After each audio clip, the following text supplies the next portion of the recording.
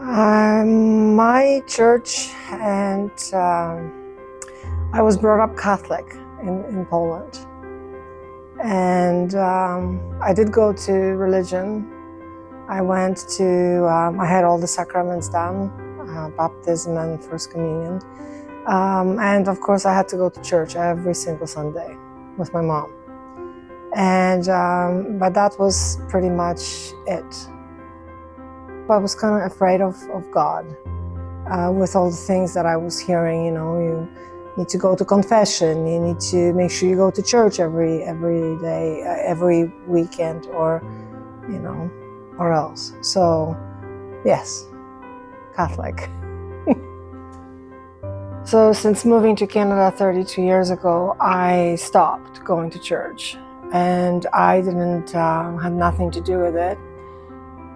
Challenge that I had was when both my parents passed last year, and there was back-to-back for months apart, and I didn't know how to deal with this.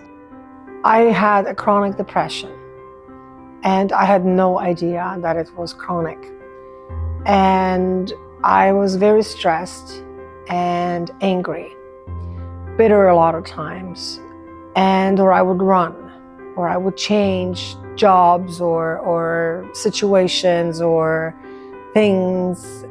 I knew I needed help, and I needed something. And I wanted to go to church, but the only church I knew was the Catholic Church. So I actually went once. It was Saturday after work. I said to my husband, I'm going to church. And he says, good for you, you go.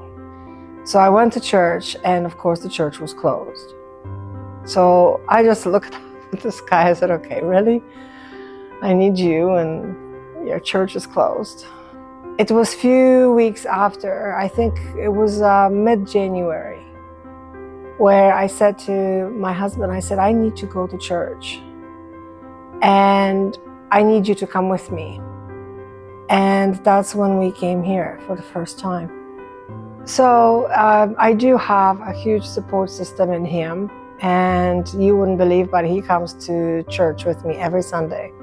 We may disagree about the hour of which one we're going to go to, but he is only missed you since we started. Growing up, I was scared of God.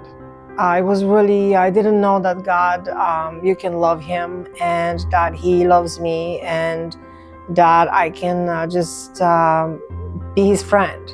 I had no idea that this kind of God existed. I'm no longer depressed. My numbers are phenomenal according to my doctor, and I am not stressed out anymore.